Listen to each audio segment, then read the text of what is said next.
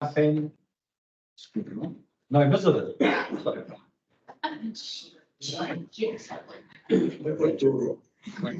We're live, so I definitely won't say anything. And we are now recording councillors and team, so I'll keep it seemly. I just like to open the meeting with our council, our ICM prayer. Heavenly Father, we come to you today asking for your guidance, wisdom and support as we begin this meeting. Help us engage in meaningful discussion, allow us to grow closer as a team and nurture the bonds of the community. Fill us with your grace, Lord God, as we make decisions that will affect the ratepayers, all our citizens, staff and stakeholders of our district. And continue to remind us that all we do here today, all that we accomplish is for the pursuit of truth, for the greater benefit of our people and the Te Arua. We ask you these things in your name. Amen. And once again, everybody, welcome to this meeting. Any apologies to be recorded?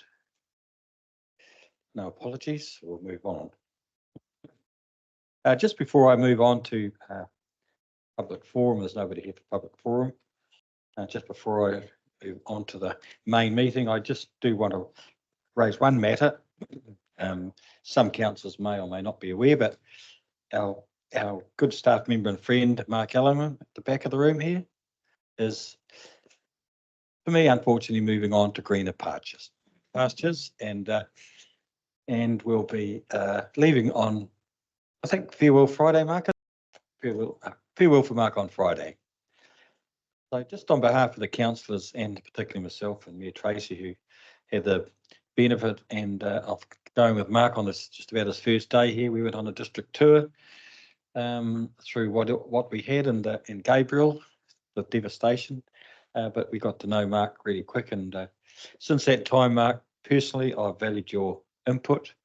I've learned a lot about roading, and there's a lot I didn't know and still don't know, but you've taught me a fair bit about the intricacies of funding, roading, and your experiences around the world in this area. So on behalf of all the governance team here, we thank you for everything you've done for us and all the input you've had into the Alliance and into the District Council.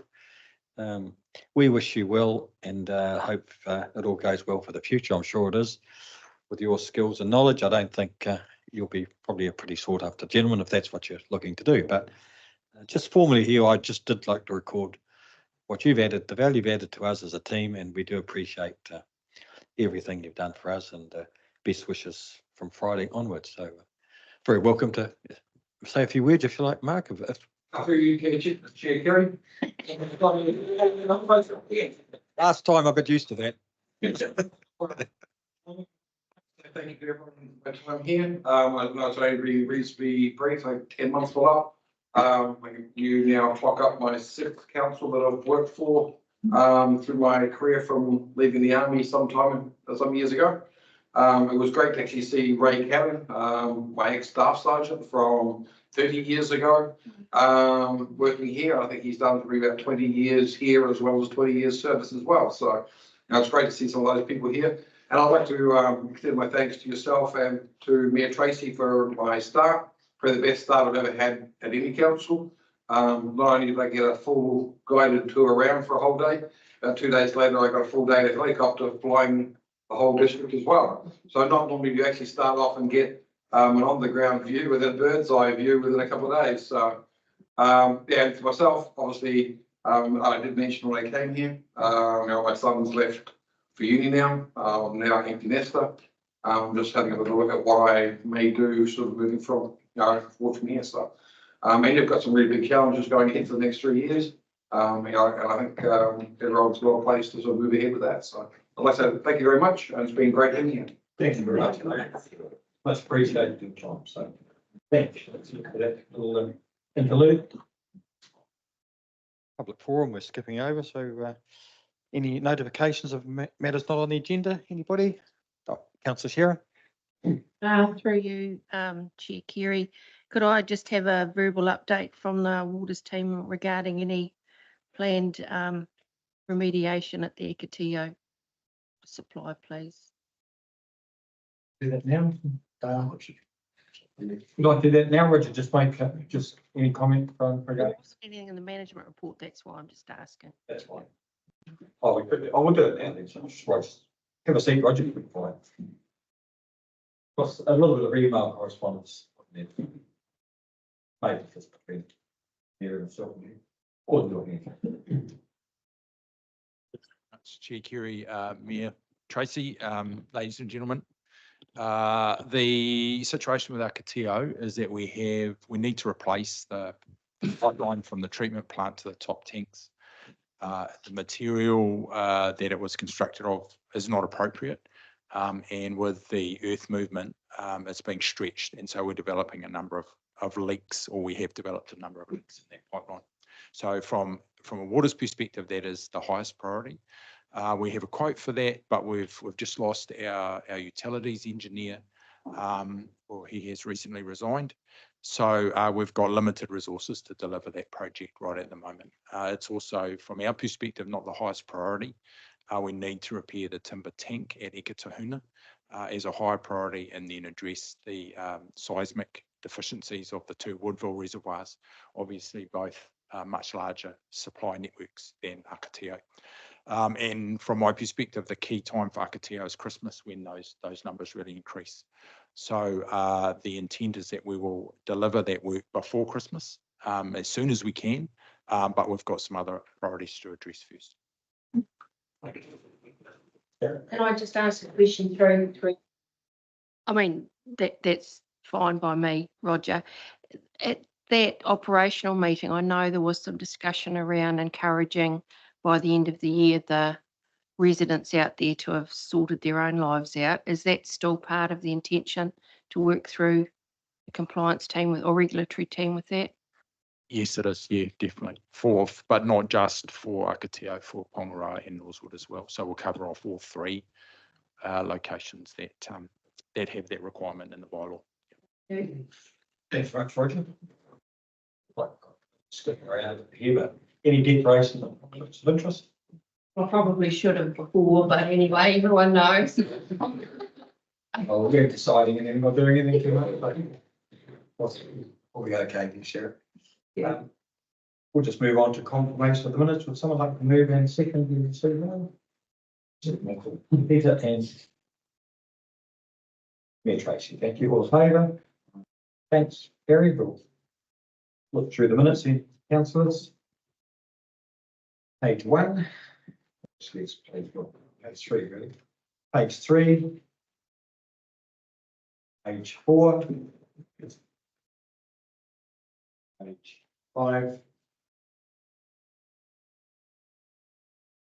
Yep. Plus was. Okay, we'll look at that. Page just means just talk on item number 8. Chair Kerry, so since the meeting, we've had an update from Wakatahi about where the bridge fits and where the remediation is going to be, and it's the bridge will sit on their side of things, if that makes sense. So rather than it being something for us to decide on, they've decided they'll draw the line effectively on the Woodville side of the historic bridge.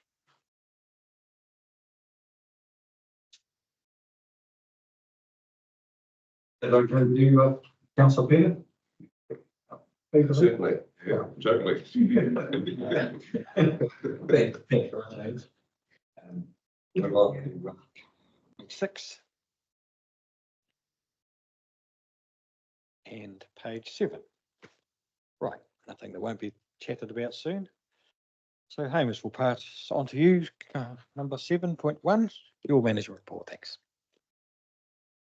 Thank you again, Chair Kerry. So we'll take the report as read. There are the people in the room that can talk to the specifics. We've got Dan and Roger and the team and Joe down the back there. So if you guys would like to come up and talk to your little parts, that would be useful, please. Dan. we'll just go to the report page by page, councillors, and we'll just discuss it with the experts as we go. That's okay. Page 9. Summary, okay.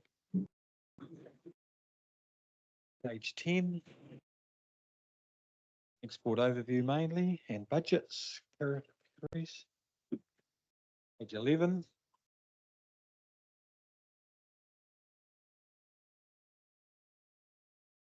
12.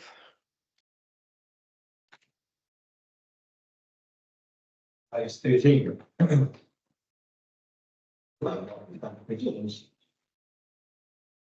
First line to start, obviously, Done a couple of discussions, Roger and Dan, so I was just looking at the, I was just looking at the comments about, you know, the over strategic direction for the Three Wars investments, et cetera, and the wastewater advisory group, really, which I hadn't heard about until the report, not that I needed to, but just some overview where you are with that and what, any ideas about the makeup? You have mentioned what your intentions are, just any more to fill in with that, timing of it, that sort of thing, Roger?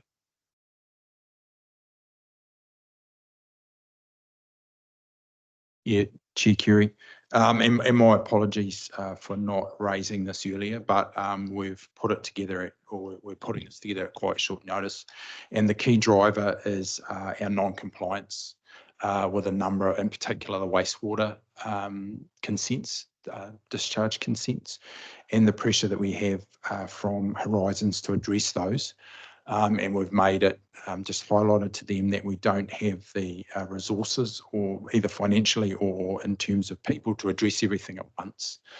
So the primary purpose of this advisory group will initially be a focus on wastewater and identifying which towns are of the highest priority across that group, so we can then allocate resources accordingly. At this stage, we're progressing with Pahiatua from the additional treatment for Pahiatua and Ikitahuna, but Woodville we're already out of time for Woodville, as I understand, and also the wetlands. So we're under significant pressure to address those.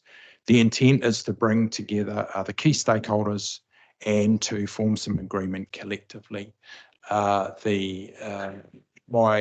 haven't had a chance to discuss this in any detail, but my recommendation is that there is a representative from council that participates or is part of that advisory group. And I've put you forward, Mr. Chair, as being probably the best person to fill that role. So that at least there is representation. The intent is that the first meeting will occur, or we've scheduled the first meeting on the 30th of August, and that's really just an initial meeting for the various stakeholders to understand what we're trying to achieve.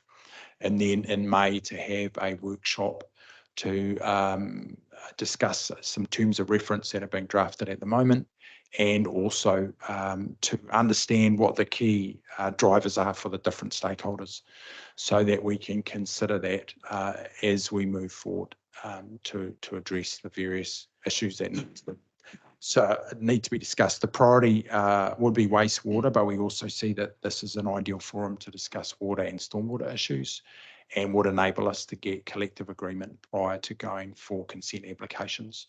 So ideally, we would find that we're not going to get resistance from iwi, for example, because they've been part of that solution.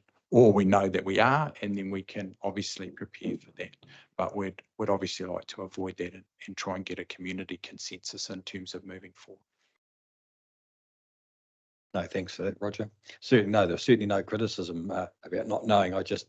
But I absolutely personally reinforce, I think it's a great idea. And I remember a couple of years ago when we started with the dam and other water issues here, I chatted to Mayor Tracy. I'd had a look at, there were a couple of councils that had gone down this track, and I think Waimea Valley and Nelson had formed a group that runs all the water there and looks after, and it's proved to be ongoing over some years now, and it's been very successful. So, but I think this is a great tool to moving forward with the way we handle consenting and involve all the stakeholders before we get into before we end up in the High Court spending millions. So anyway, other councillors, Councillor Peter. Yeah, Kerry.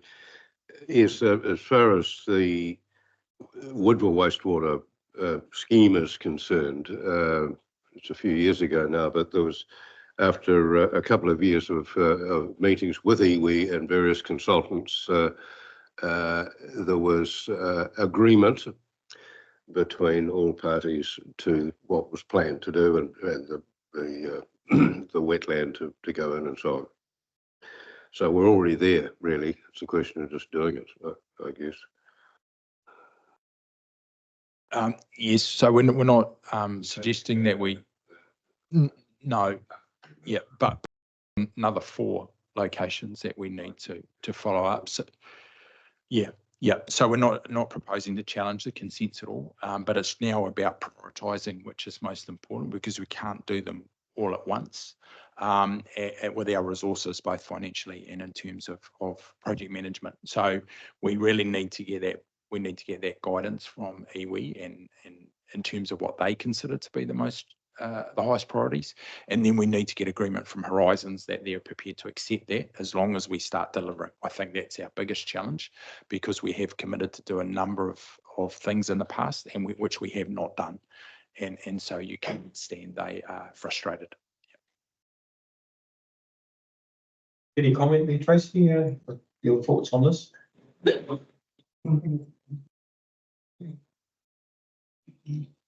Thanks, Roger. Yes, sorry, Roger, yes, Carol. Mr. Chair, if I can just add one thing, the intent is to get agreement on the terms of reference and then bring that back to this forum and get sign off from this forum before we proceed any further. So that was the process we were going to follow. Yep. Page 14, councillors. Just make the comment a bit sorry to see Terry Lamb moving on, who's from, I think I'm sure around the table, he's been a great asset to us and been good to work with, and it is be a reasonably good be a big hole to fill, I imagine, Dan and Roger there. Was someone? Yeah. So page 15. Page 16, we'll move on to operational activities. Page 17. Councillor Scott. Thanks very much, Mr. Chair. Just jumping back to page 16, just the bottom of page 16, which is probably one through to Joe, more of a comment than anything else. Really, really good to see that a bin was removed, for such a shocking use of it, and that education's being provided. So my question is, how often do we do that, and what's the kind of threshold for removing a bin? Noting that I think if people are abusing it, then I highly encourage us to be taking that action. Thanks, Chair. Just to give a bit of clarification here, so I've got a staff member that's doing 3 days a week in helping with the minimisation side of things. So they've actually been requesting the data from our contractor of the bins that have been knocked back or stickered for contamination. So with that, she's created a spreadsheet that captures the properties, identifying the properties, and then so each fortnight we're getting that list, and we've actually identified them as three in a row. So she's actually taking information out to educate where possible, because removing the bin is a last resort, and understandably the repercussions from it. And the property is entitled to the bin. So rightly so, they're entitled to the bin and the service, but if they're going to neglect the service, which we've found, there's actually another one following on from this, which is in Dannyburg here, which I've got a photo of the contents of the bin. It is straight rubbish. There's not one recyclable item. And it is covered under our bylaw. So we can actually remove the bin if it's been abused in that sense, but we are taking a fair bit of contamination before we actually go in and remove the bin. Thanks very much, Mr. Chair, and thanks for that explanation, Joe. I wonder if it is worth taking less contamination before we take that action. So completely appreciate and support the fact that we do need to educate if people aren't sure of the process. Once they've had that education though, and they're still failing to meet the standards, perhaps it's worth considering taking action and removal sooner, because your staff shouldn't have to be dealing With that, it's a huge cost to the ratepayer in contamination and then actually having to dispose of all of that and other things that it might contaminate into general waste. So I was really pleased to see that in there. It's in the very early stage, so we'll step it up. Councillor Peter, councillor Sharon. Thanks, Gary. Joe, how do you find out that the bin's been contaminated? I mean, the truck comes along, he doesn't get out of the truck, he just picks it up and throws it in. How do you do it random check? There is actually a bin auditor that goes around checking the bins, so and flagging them. What we've found though is the contractor has let us know, so we've been drilling down into how this happens and how their handheld scanner by the auditor will actually talk back to the system where we've got live photos of what's in the bin and to the iPad in the truck to let the driver know not to empty the bin. So at the moment, that's a bit of a manual process that's happening, but it is actually known that the two can marry up and let the driver know not to empty that bin. So we have been stickering the bins and the residents have been coming out pulling the stickers off. So they've actually started a couple of other little telltales to let the driver know not to empty the bin, which I won't disclose. So trying to reduce the contamination where we can, and we're trying to push back on it where possible, but it's having manpower to be able to do it, and seeing every single bin that's out curbside is very difficult. Yeah. Thanks, Joe.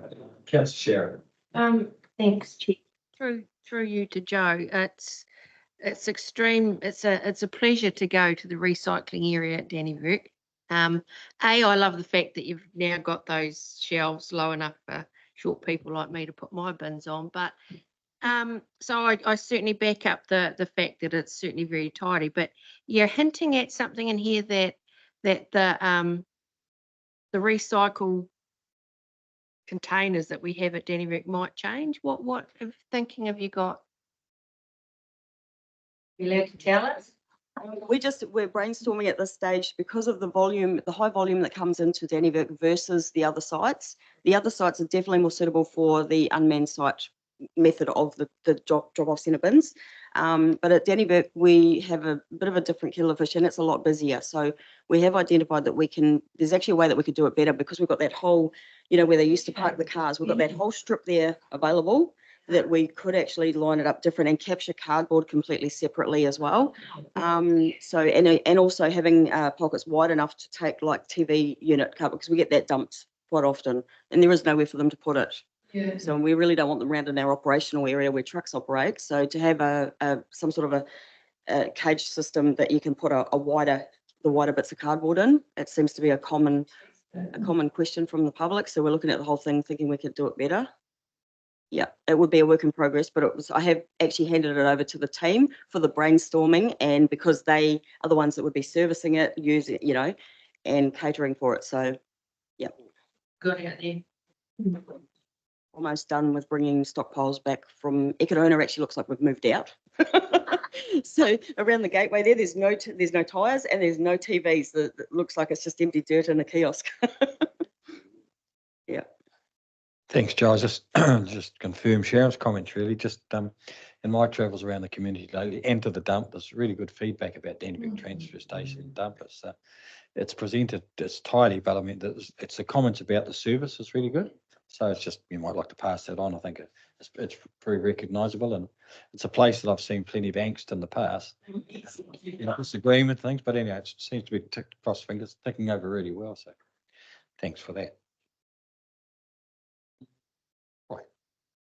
Page 17, we'll move from there. Page 18.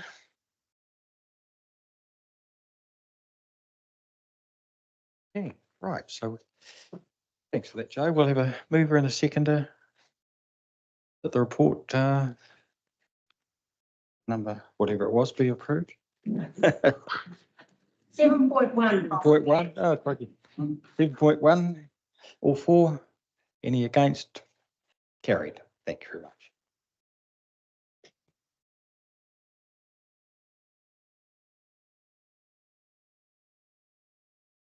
Right, we're going to do Right, Mark and Andrew, 7.2. Cyclone Gabriel recovery. Dan and Andrew, yes, thanks. Welcome, Dan and Andrew, to this afternoon. Your Thanks for the care, Jerry. Through you, I'll take. Why to go and ask Mark about this introduction from this morning before I came down as well? Mr. Chair, I'll take the report as read. Probably just a quick synopsis of what we've got in there. Winter is very much on the radar right now with the change in season coming. End of April is the change in earthwork season to where we need more restrictions come on place. So we're basically working towards that right now in terms of physical works. But then also the other focus is making sure our funding application is accurate, given that we've got the new financial year, the new round of NLTP coming up. So that's the focus, I suppose, from a admin management perspective, to try and make sure we've got the numbers right going into the next 3-year block. There is a bit of, since we wrote the report, we have done a bit of a state of nation update in terms of physical works out in the field, and there has been some numbers drop off in terms of ones that were completed that have come in a lot under value. So yeah, there is going to be a bit of ongoing movement while we reassess. I suppose since, as we've been in this 100% fire rate, the focus has been on design, build, get things moving. Now with winter coming up, basically it's going to be a chance to take a step back, take a breath, and just reassess what's been done to make sure we've done work completed properly and cleaned up, so we've got the right repair for the right situation. So yeah, still lots of things to do. And April was supposed to be a fine month, and it hasn't been so favourable this month, but yeah, it's what it is. Thanks, Andrew. Any comments, councillors, questions? You're off like on this one, Danny. Andrew. Sorry, me, Tracy. Through you, Mr. Chair.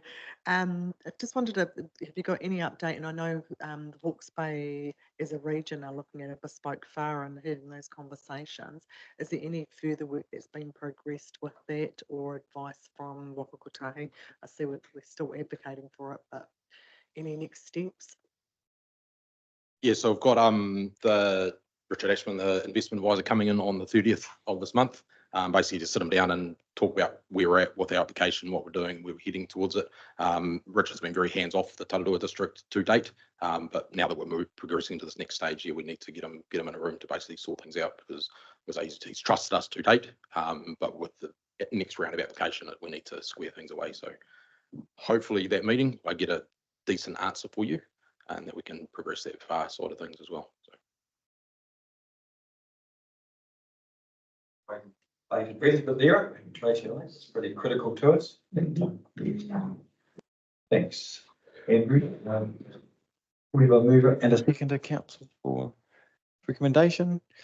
Councillor Mike and Councillor Irina, all in favour? Against? Carried. Yes, just to stay there, Andrew, Deputy Steve's got a question for you. Sorry, I've got you in the room, through you, human. This is just a quick one. And I see they are picking them up around the town. I was just so impressed about our collection point down there at the dump. But and these are the remnants of cones and signs. Some of them seem to live there for 2 or 3 years. And I've still, of course, got my favourite 5 cones on the roofs of properties. Do you think within your group they will be taken out or down, or otherwise I could probably do it myself? Through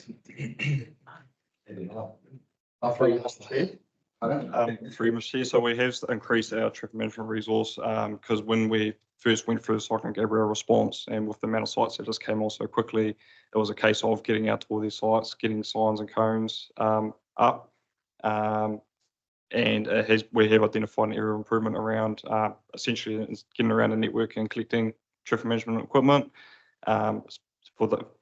essentially for those that have been left up and not needed anymore. We're very conscious, especially in the fact that it seems that people are not paying much attention to traffic management signs and cones anymore. So we aren't helping that matter if we are leaving equipment up that don't need to be there. So yes, it's very much on our radar to making sure that we're collecting the equipment back.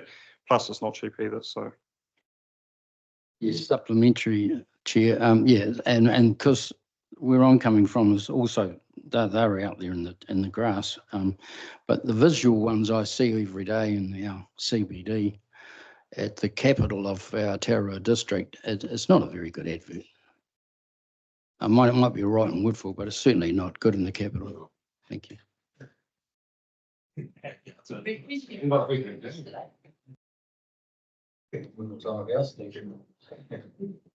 a reaction. Just a note, if there are ones that have been there of long term, a photo would, just to flick it through, because we all drive through the network of bits pieces and see these things, and generally the part of the reason why people don't, our crews don't stop and pick some of them up is because sometimes those cones have been put there to identify safety hazards or something, and so well, it's that structure around the whole ownership of the whole traffic management, which Dan addressed as we're working towards getting on top of that, and it's been a bit of a gone from this to this type scenario. But if there's any ones out there that are bugging you, probably just grab a photo and flick it through, because then we can get onto it, particularly if there's ones on buildings and things with that as well. They have been sent, and they have been sent on that Nintendo. And so, yeah. Let's get it through. Because I do appreciate the last effort that I put through. It came through in the system. I know it does work, but let's hope we can dot the I on this one. It's only 5 years. So. Thank you. Thanks, councillors. If we move on to 7.3. Don, your report, thank you.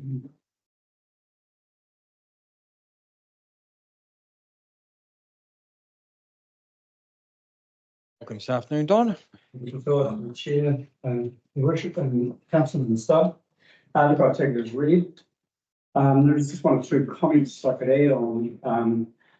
Obviously, we've got an article here on the extreme dry, and a paragraph on that. Sorry, Put your speaker on, thanks. oh, Thank you. yeah, sorry. You told us shut up, and I'm so loud, but anyway. The dry, it still exists in Taurua. Just today we had an update that some areas have received up to 40 mils, others have received nothing. And those that received nothing are the ones that want the rain. So we're heading to what we call a green drought, where things do green up, but there's no feed being produced. And the latest information we've had from Beef and Lamb is that lamb weights, ewe weights, and all weights, actually all stock weights are dropping dramatically in some areas. And that if people don't offload quickly, they will be facing low ewe weights coming into tupping, which is, affecting your next year's income. So some people have got to make some pretty quick decisions. But Rural Support Trust is on to that, and again, out and about talking to farmers that need some help. The other one is there's been some changes, will be changes to personnel as we begin to wind down the recovery. As you know, Tony Chapman is leaving at the end of the month, moving to Hawke's Bay. Sarah Fountain has a contract to the end of the year. She will continue on with the community hubs. Also keeping an eye on the 2 halls that are receiving the solar units. These are substantial units, they're not small. And for some reason, it was being decided that the communities actually run this project. It's actually a really difficult project to run for a person that's only doing it 1 day a week. So Sarah's picked that up, and it's well on its way. We've received quotes, which are hugely divergent, I have to say. And she's also working with Pete Sinclair, visiting the 8 hubs that have already received quite a lot of gear, mainly around continuing on with the management of not only the gear, but also of around the next event. Since then, obviously, 4 or 5 other communities have said they'd like to get some help around that. So she's doing some planning around that. And in May, there is a first aid course for all those 8 community hubs. So she is she's pretty busy at the moment. The other thing is that we still have DPMC funding till 2025, and we will be funding Rural Sport Trust contracts just been signed. It's the end of December 24. They are the ones that are doing all the groundwork at the moment, and their funding stopped in March from MPI. We don't need a variation to that contract, thank heavens. So it's been signed and sealed. So those are the main changes. That's good news for that aspect, not. Councillors, any questions? Councillor Sherry. I'm going to be bright. Thank you, Chair Kerry. Through you. Don, I've asked this question before, so it'll come as no surprise. When will we discontinue service of this recovery group? Well, by the end of this month, I'll be going down to 20 hours a week, which is really only just in supervisory role. And Because there are other staff other than Tony and Sarah. yes, so you've got Mitchell, who is Peter's just been redone again. It's yet to be signed off.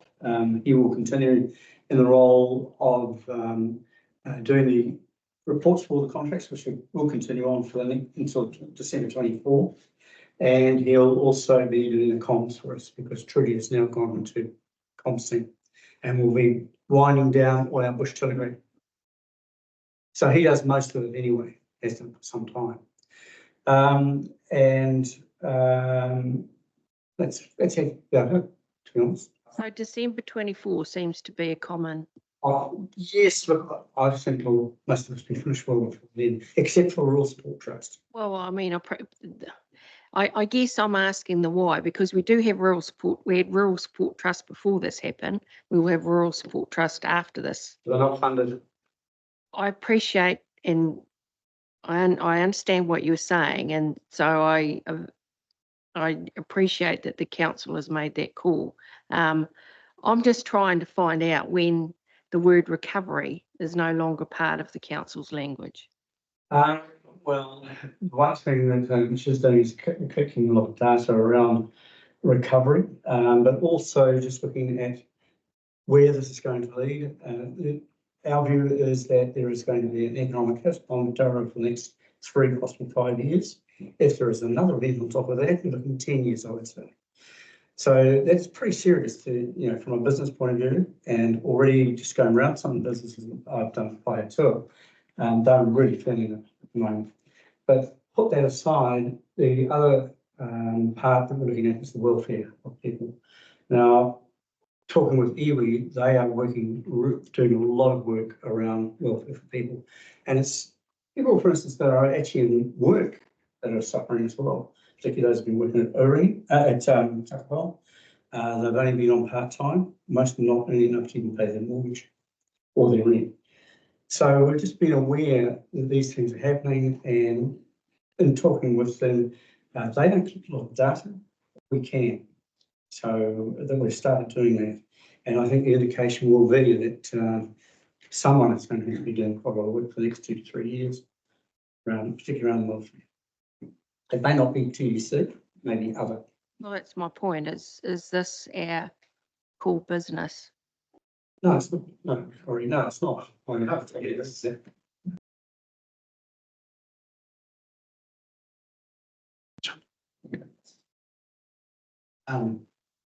So council is council business, yes.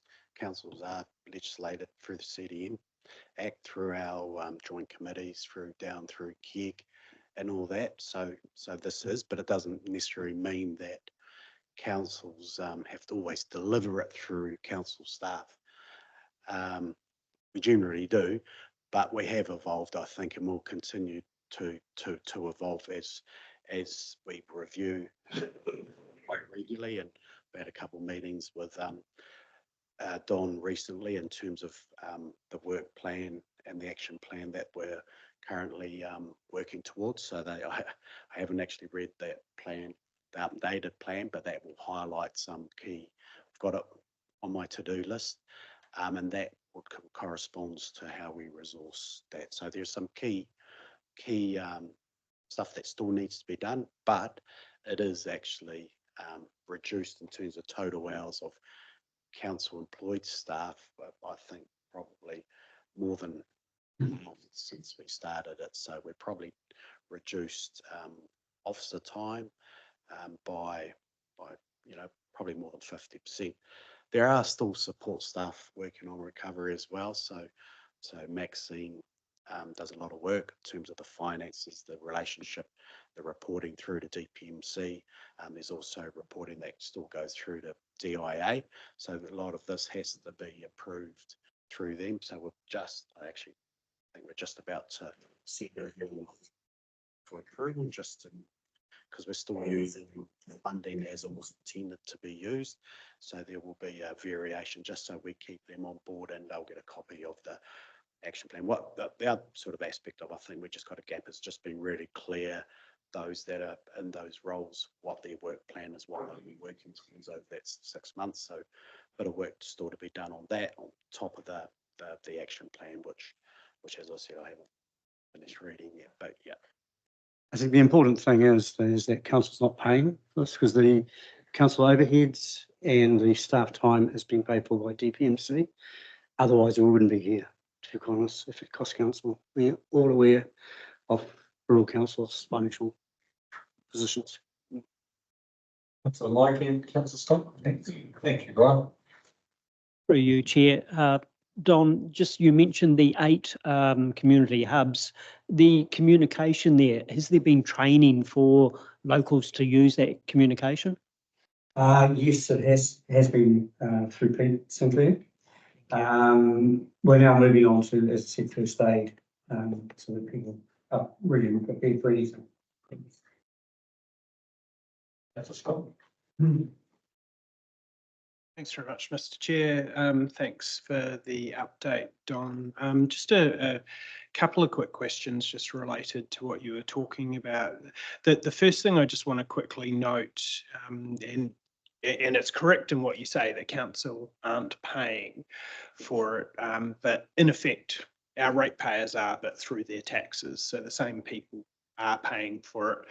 We also, have a responsibility, if we have money coming into council, that once we've received it, we've been good stewards of that money. But my specific question, you talked about popping around businesses and Pahiatua and different examples. And I wonder, from the conversations that you've had, the challenges that the people you spoke to are facing, recovery related or cyclone related, or general economic conditions related, because things are tough out there in general.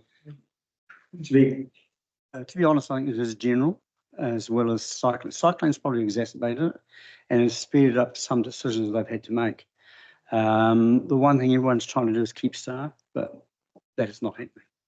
I know some staff have been put off in 2 businesses that are quite large and pay out to it. And that's something we'd like to avoid if possible. I think the other thing is that, as I said, we're funded till 2025 at 495,000. It would be a terrible thing to pay it back if you can use it. If TDC could use that money in any way, whether it's for welfare or whatever, and deliver it through other agencies, that's fine. Doesn't matter how. But as a rule, we hate paying back to a government who's paid out. The other thing is that my feeling is that TDC has a really good name amongst the government agencies, and MSD, for instance, is still looking for money to provide some welfare assistance for Tararua. They've got to find it, but they have given us a heads up that they would like to continue supporting some of the projects that are around. So from that point of view, I think you should be at least comfortable with the fact that every project that we've been got money for has been delivered on time, the report's done on time, which most other councils involved have not. And that's understandable, to be honest. I'm so overwhelmed. Thank you. Thanks very much, Don. Councillor, any further questions? If we can have a mover and a seconder for Don's report, thank you. Councillor Steve and Councillor Ellie, all in favour? Thanks. Carry. Thanks very much, Don. Council, move on to 7.4. capital portfolio. Mike, you're in the hot seat, so last report.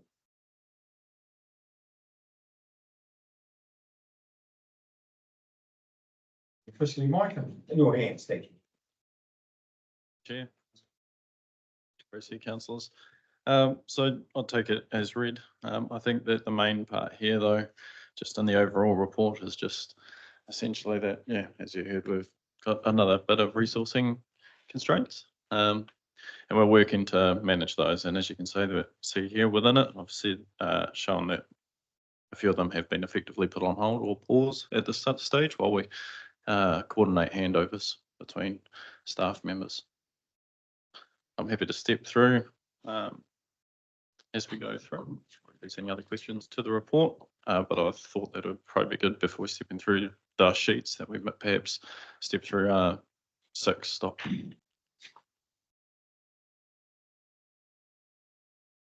I'd like to step through the report, shall we, Mike? Go from the project updates as well. So we had part way there for Lindale Walkway was with Mark Ellingham, and with Mark Sewell, we are coordinating some forms of handovers again. So we have a major handover as well for Ekaterina wastewater treatment plant and some of the wastewater program there. I thought it was perhaps a good idea at this time if Dave's in the room, if you'd like to also give an update to the wetlands portion of that work to this forum. What is it? Oh, sorry. Oh, Ekaterina, sorry.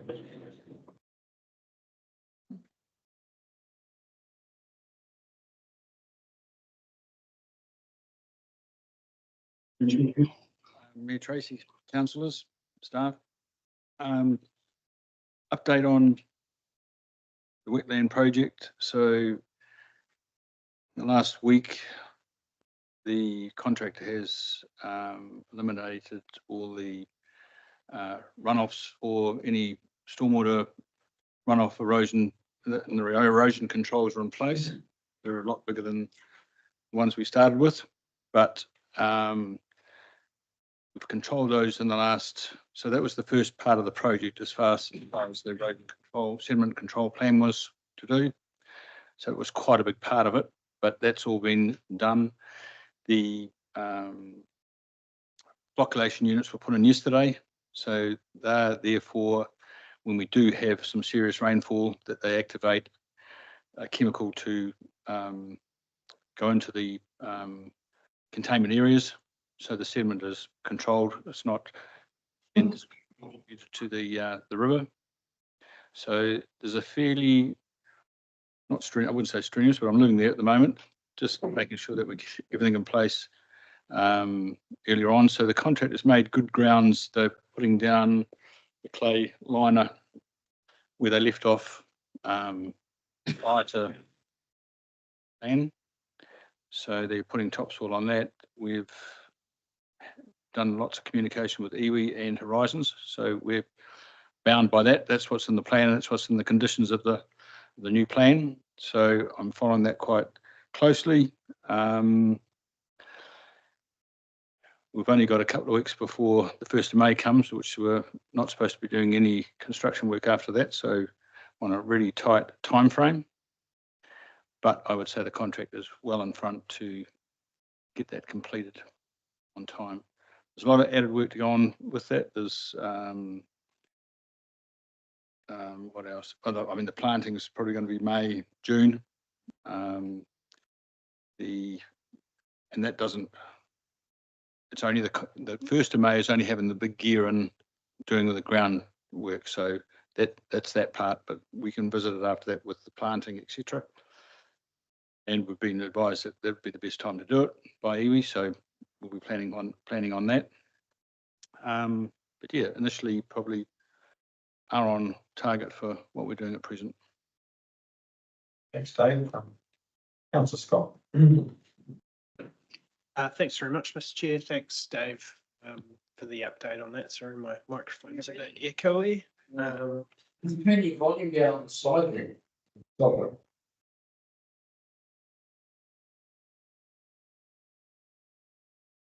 It is, it's right down.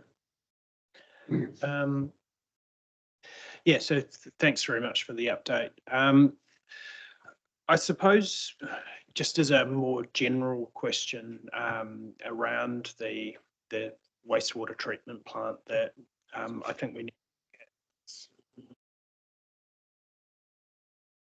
See if that works better. There has been some discussion that we were going to have some kind of workshop or sessions to be looking through options for the Eketahuna wastewater treatment plant, knowing that the current options that we've got are just simply unaffordable. And I think that's going to be recognised through our LTP for how much money we can physically put into it. Now, completely understand that we have to be working on the conditions that we've got. And my concern, though, is that we are ploughing a whole lot of resources into something rightfully before we've actually had an opportunity to go, is there another way? Is there anything else that we can do? Because it still horrifies me for the number of connections we've got, how much this might actually cost. And I think we've got no idea how much that will be. I've got 3 different figures in my head that are miles apart from each other. This has been raised quite a number of times, and I know we did get to the point where we will have a workshop on it and we will really get into it, but I'm just concerned that we're racing ahead without being fully comfortable about what we're going to be delivering. So my question is to whoever it might be, but through to Hamish, when are we going to be looking at doing that? Knowing that resources are power, but when are we going to look at it? Through you, Chair Kerry. So thanks for the question, and it's totally a valid one, and it's still very much on our horizon. So the work that Peter Wimsett and Marcus have been doing to look at all the different schemes and actually taking the conditions we've got currently and actually modifying them a little bit so that we're actually dealing with a better system. So actually going back to the drawing board a little bit and coming up with other options. One of them might be actually dealing with the inflow and infiltration problem. So we're only dealing with 10% of what we need to, or maybe even 30% of what we should be doing rather than the full 100. So if we can do that first, then we can spend a whole lot less on the process. The wetland work is still valid regardless of what we do. It's a great part of the process as that final filtration before it goes out into the environment. So I think whatever happens, we'd end up needing to do that. And that's certainly one of the conditions of the consent is to have the wetland there. So we've at least ticked one part of the box. When those conditions, so those options are together, we'll absolutely be wanting to talk them through with the team. So that's on our horizon, but it's a couple of steps we need to do first. Thanks, Chair Kerry. And if I can add to that as well. So Hamish and I did meet with Michael McCartney and Lizzie, I forget Lizzie's last name, the new, well, not so new now, but Nick Peets, in terms of some of the challenges we are facing, that very sort of thing where we are sort of investing in a lot at the moment, with a likelihood things could change.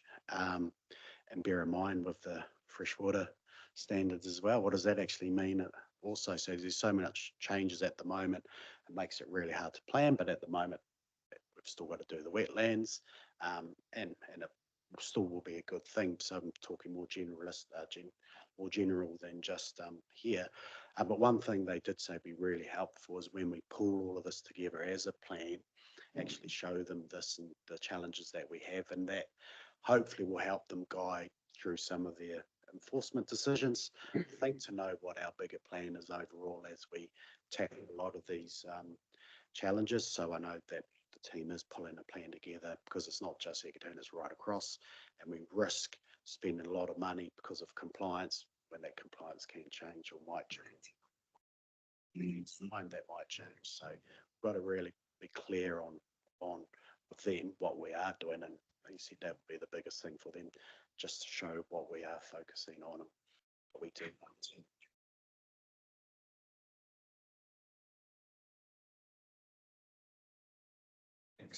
Thanks very much for that, Brian and Hamish. Other questions on the 5 subjects? Right, councillor. If we just click on to the project seats themselves, councillors, I think rather than go through them one by one, I'll just take questions on any or all of them if you like while Mike's here. So if that suits you. Councillor Steve. For you, Chair. Kerry, Norsewood's on track for our next meeting out there in June. I'll get back to you on the track for the next meeting in June, but I am aware that we are currently on track as the starting some excavators out there this week, leveling off some area for the new water reservoir. So we are starting work there, yeah.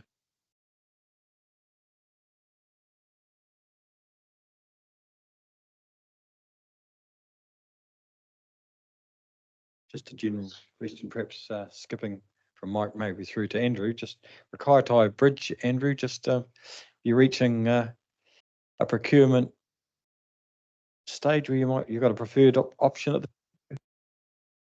Yeah, so I suppose since developing the report, obviously we've made a bit of progress on that one. So we've reviewed that we received 4 responses to our request for proposals, which was from the contractors we engaged with pretty much starting in the first months in Cyclone Gabriel. There was quite a range of, I suppose, offerings that were provided. We did ask them for 4 different scenarios that they could build to, just to, I suppose, help us with our NTTA optioneering side of things as well. So one was the low bridge, which is a relatively cheap build. There was a bridge built at the same level, and then an elevated bridge to get out of the floodway. Of the low bridges, it's the 2 contractors of the 4. We've got 3 responses from the 4 contractors. 2 responded with an offering for the low bridge. Both raised pretty high risk flags in terms of the structural capability being in the waterway and the ongoing maintenance with all the log build up and bits and pieces you'd experience for a low bridge.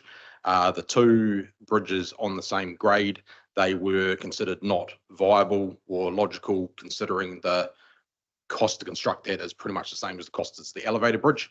So we had basically, 2, the low bridge options and the high bridge options. Within the high bridge options, there were quite a good range of different offerings in terms of the structure. We did very much pitch them basically a farm bridge accessible for farm traffic, and they all recognised that. One contractor in particular provided an innovative piling method to basically perch the bridge on, which has brought the cost down quite significantly in terms of comparative to full-blown concrete pile bridge, which is I've written up a memo and provided it to Hamish for a recommendation that we advance on the high bridge option on that option.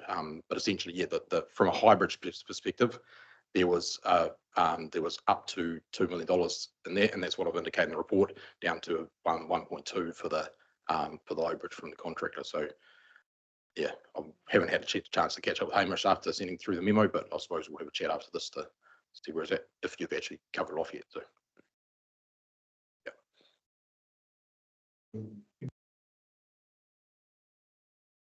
That's a 9. Can I ask, I see that you've got a new project manager for the Eke Tahuna wastewater, and I also see that Terry is also the Pahiatua wastewater upgrade project manager. Will he be doing the same, or will there be no one project managing the Pahiatua wastewater treatment plant? No, through your chair. So these were done actually before Terry's resignation was formal. So we were looking at that handover then. So we've been working through a series of handovers for all of his other remaining work. So yes, we will be handing over the Pahiatua to another one of our project staff members, and we'll be going through that in the next few days. I just wondered, in regards to Rakaitai Bridge and the funding that we've got at 100% with Waka Kotahi, given the higher figure at 1.2 million, does that impact on any other projects, so Tanga Road or anything else within that? Or do you have enough funds, I guess is what I'm saying, because we've only got a limited amount at 100%.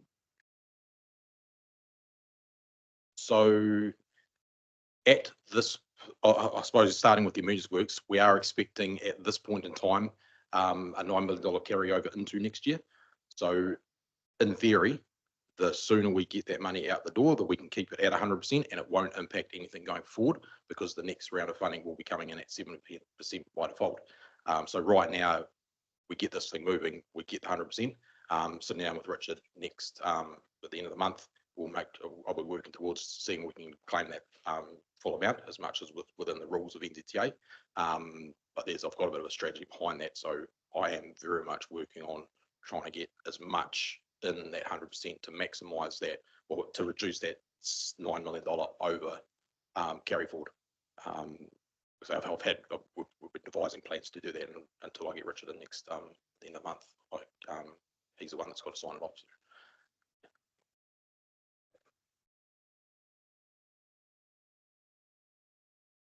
Thanks very much there, Andrew. Just one question, Mike, or and perhaps to Roger. We did get the councillors did get a bit of a brief page through from regarding the impound supply progress. I think that popped in through Maria actually, but I just see Dave, we're doing some optioneering, going through some optioneering at the moment regarding options. So I guess we'll be having a bit of a full report, a bit of a catch up on options with that over the next, maybe the next meeting or something, will we? Dave, Roger, Mike, Hamish. No, I'm on to that. Want to hit the button, so that'll be me this time. So we've been working through with Tonkin and Taylor a bit of work to confirm two pieces of work. So the PIC, which is the impact classification of the dam, and some work to look at those options for the repairs, and that will give us our options. Until we sort of have those engineering guidances, we can't reassess the risk yet.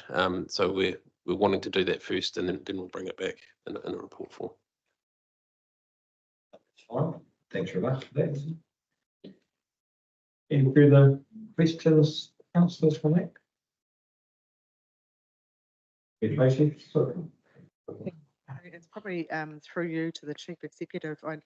With the Dennybeck fluoridation project, have we had a response from the Ministry of Health in regards to the last question we asked?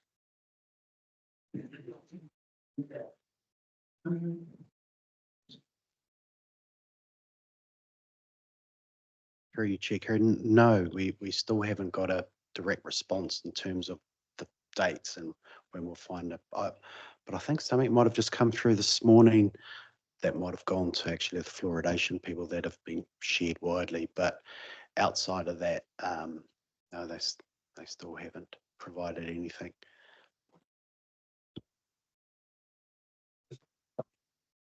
Fun then, Brian. So I may have missed something at the last meeting. We'd asked them for some further guidance or a question or two about timing, did we, or the project, Brian? What did we actually ask them? The last correspondence we did from yourself? Well, we asked them the sort of timeframes that they would have completed their review. So they were required to go back to each of the councils that have received a direction to satisfy that they'd covered off the requirements around the Bill of Rights, where and it might be different to each. I don't know how, but it could be different to each. So they had to reassess that part of it, and we wanted to know when that would be completed by, when we'd be able to have that further information to give us a bit of certainty going forward. Because I think ultimately this is the uncertainty for everyone at the moment. Other councils to say, what if this ends up being, actually we haven't considered it, what does that mean? Does it mean that the notice no longer applies? So I think that was the key sort of dates around that, but up until this point, they've been quite silent on timeframes. Just following on then, Brian. So from the project sheets, we're underway. We've got a contractor that's started building, or it's on the site, or it's pretty underway, is it actually? Yeah. May, I think it's due for completion, isn't it? August. So it's due in August. It is continuing at this point, the direction is to continue with this. I think if there was going to be anything that come with, or any more uncertainty develops, we can go right up to commissioning. I mean, by installing, doesn't cost us any money, but it may if we then stop contractors halfway through designing and building it. But if it got right up to the commissioning stage, we could say, let's not turn on the tap yet until we get clarification. And then if we were to get an extension, this council's direction was to ask for a further extension. I think we've got till September anyway. We would just, the extension wouldn't be to install, just whether or not we turn the tap on.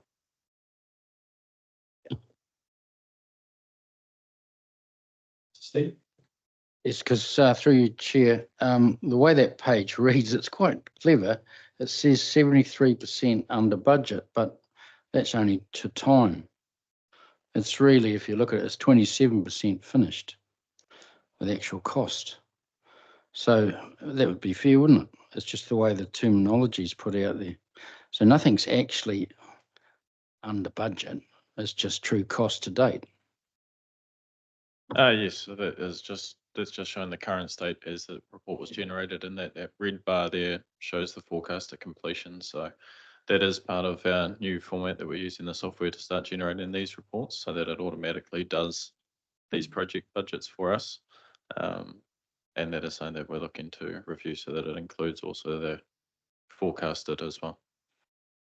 Yeah, supplementary, that's right. It's a bit misleading when it says under budget. It's either on budget, and you won't know where it is until it's finished, and it's either below on the budget. There's only two things it can be, on budget or below the budget. Or, you know, gratefully then only at the end, and only at the end, you'll know if it's under budget. That word probably should be actual budget to date, spend to date. Just something, you know, you kind of look at it and you think, oh, that looks good, but it's not. It's just actual. Yeah. Steve, I was just what matter I was going to ask last meeting actually. So perhaps Rob Brian's here, Hamish. We need to purchase a bit of land for this. Did we? Do we have to purchase a bit of land for fluoridation? We don't. Did for that for another project. We don't need any extra land for this. The land acquisition part was also for the Denver Compound Supply Works. And part of that for this as well is just that there is a hard stand for the truck to be turning around at the top. That's bigger.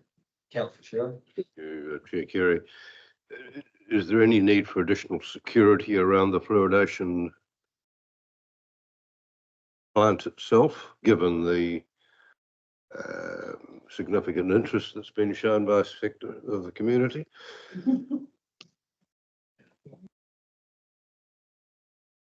It is being constructed off-site. I assume that you're referring to if it was to then be installed on-site, whether or not security had been factored into that. I haven't given it any thought as such at this stage. I would. Within the container? It would not be right now. In the shipping container type? Yeah. Yes. Fairly secure. Anyway. I think it's a valid question, actually, just with the attention. So once it is, it certainly hasn't been part of our planning to date, but certainly got to give consideration around whether or not we can secure it even through some surveillance or something, but yeah. Good question, really, isn't it? Go forward, Councillor Shearer. Thanks, Chair Kerry. And it's a nice little segue. Coming back to your response or uncertainty still around what the response will be, a number of us in this room will be attending that public meeting next Tuesday. So what assurance can any of us have that we'll have something to report to what we know we're going to get asked about?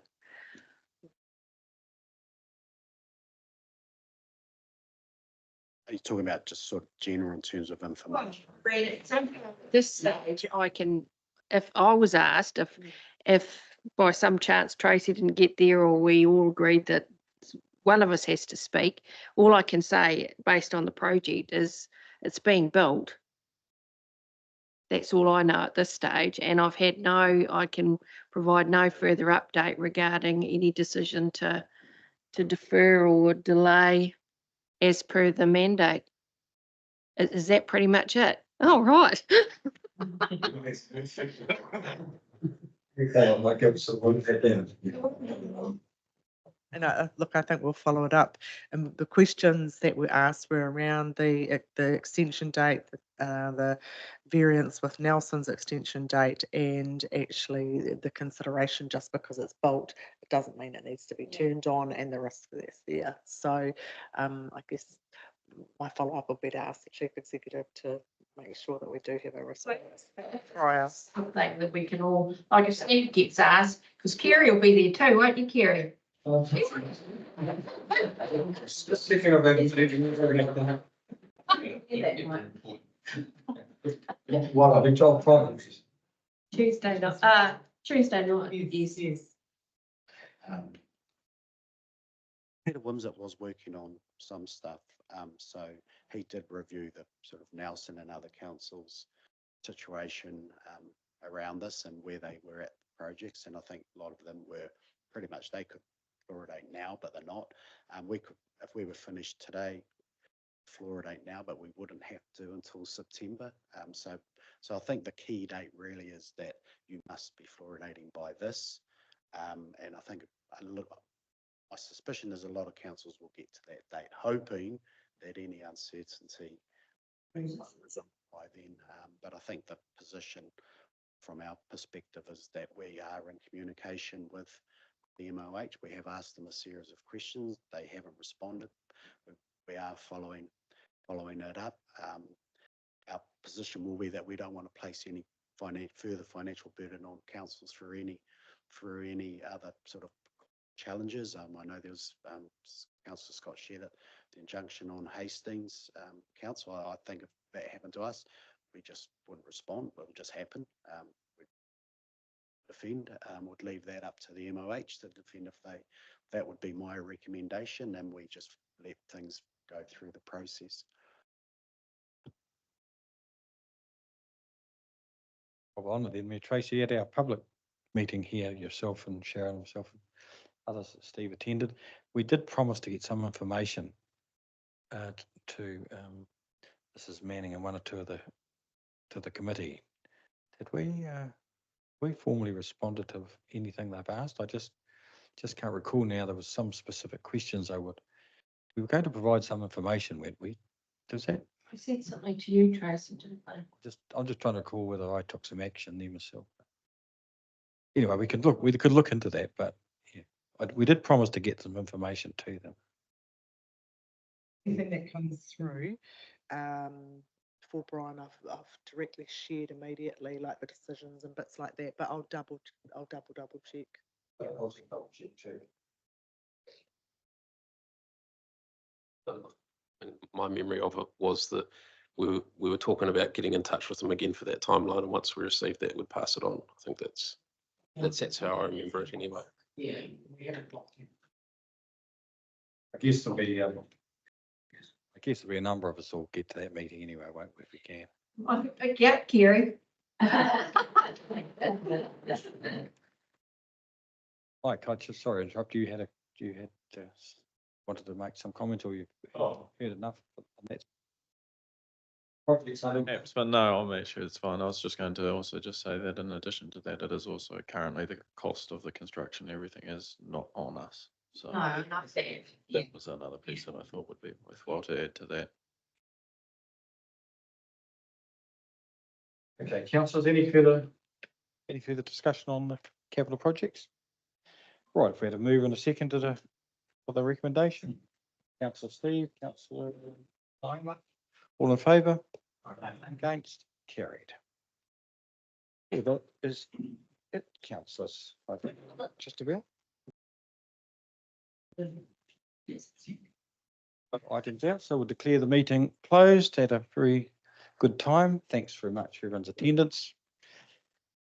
Do you require any time, Tracy or Brian, for anything, or everyone's free to run?